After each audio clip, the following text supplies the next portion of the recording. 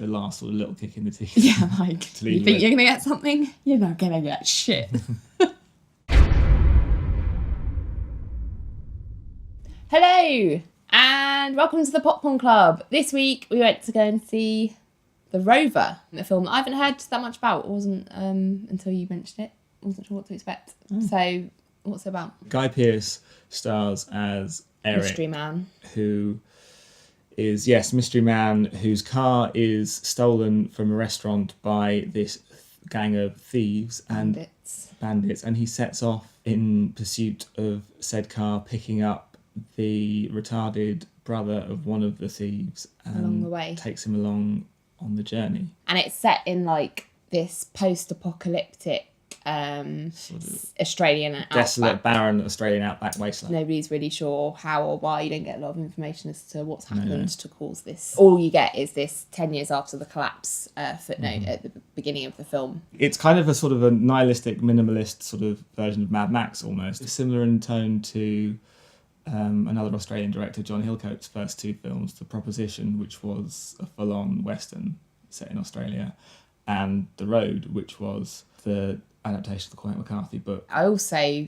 had sort of shadows of Mice and Men in many ways due to the odd couple pairing of this mystery man and Robert Pattinson's character Ray, who's mentally impaired, and just the huge responsibility that Eric sort of builds up, feeling like he's sort of somewhat responsible for this kid, even though he starts off not feeling like that at all. But actually they form this kind of uneasy bond during the journey. One of the things that's really great about this film is just the way it depicts the absolute desolation in the story, not only through the setting and this kind of barren Australian unforgiving outback landscape, but also actually the desolation of the main characters as well. Through not giving you much information, you show that they've got no hope. Each of them have lost something along the way, and have kind of, with that, lost all their previous moral code, I suppose. Those two things marry up quite well to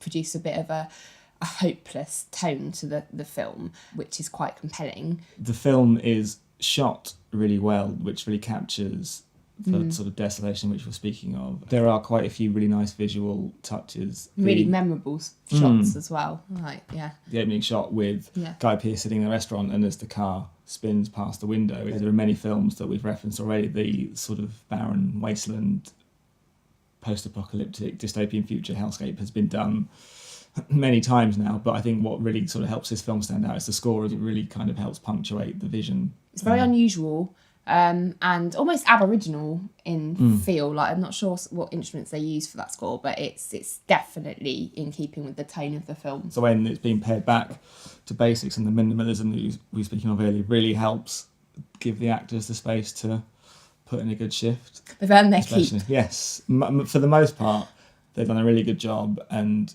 I think Guy Pearce especially is able to emote and get a lot across without saying too much of anything at all. I've always been a Guy Pearce fan, right from when he was Mike from Neighbours. Robert Pattinson, on the other hand, interesting counter to Guy Pearce, because where Guy Pearce is really conveys such a lot through quite restrained acting, a lot of the time, quite controlled acting. I feel like Robert Pattinson's obviously really trying to prove himself. It sometimes has moments where it does work for him. 80-70% of the time you can see he's really trying, and that grates a little bit. He probably has the most challenging role in the film, again, especially at times when it ultimately becomes a two-hander between him and Guy Pearce, and there's very little even being said between the two of them, so it's all coming across with looks, and he's got to portray this disability on top of it. He went a little bit full retard, to use the Tropic Thunder.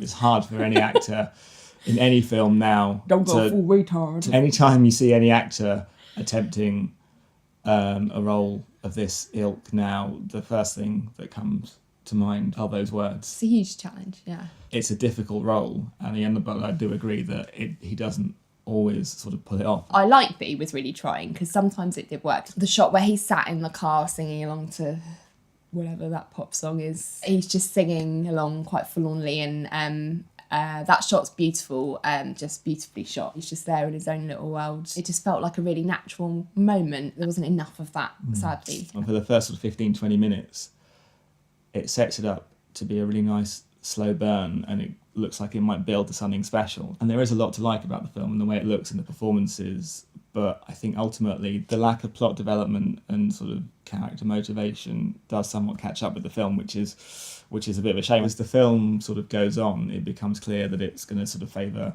sort of atmosphere, just general themes of just humanity, sort of stern faces, and the aesthetic over sort of plot and sort of story, which I found it ultimately frustrating that it didn't go far enough. I don't have a problem with lack of information. I actually think I quite like that. I think it really helped at the beginning of the film. Yeah. It was really interesting and it made it more compelling. But after the first 20 minutes, I think that's about when he catches up with the bandits for the first time. And in the lawlessness country that they'd set up from the beginning of the film so well, I just thought, well, they would have just killed him at that point. And from then on, I was a bit kind of like, well, maybe we'll find out why.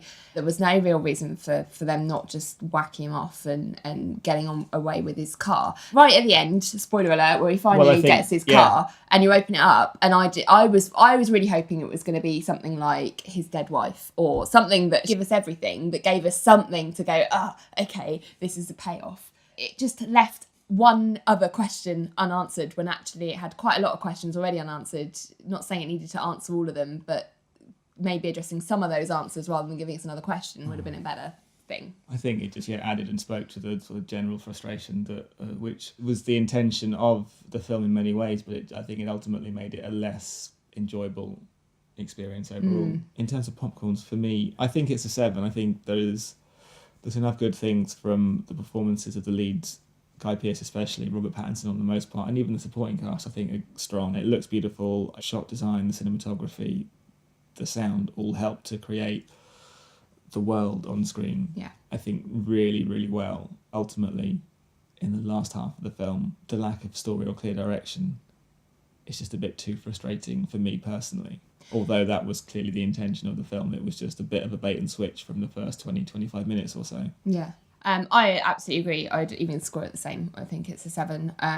I liked a lot of the stuff that we talked about in the film. I don't need all the questions answering. I don't need everything tying up with a loose, nice little bow, but just something would have been better than nothing at all. And all they needed to do was change what was in the boot of the car. I've decided in my mind, if it had just been like his dead wife or his dead wife's, person who was having an affair with, that would have done it, and I would have been happy. But they didn't, and they haven't, and that's not the film they wanted to make, so fine. So have you seen The Rover, or did you go and see The Expendables 3?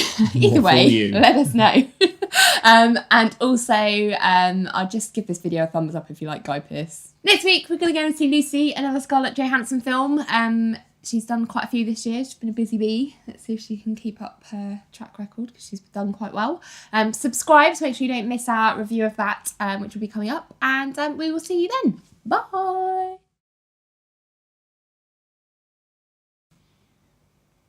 No, that it just didn't go far enough. What are you looking at? You're looking for the motivations. Where is it? Where did it go? I don't know.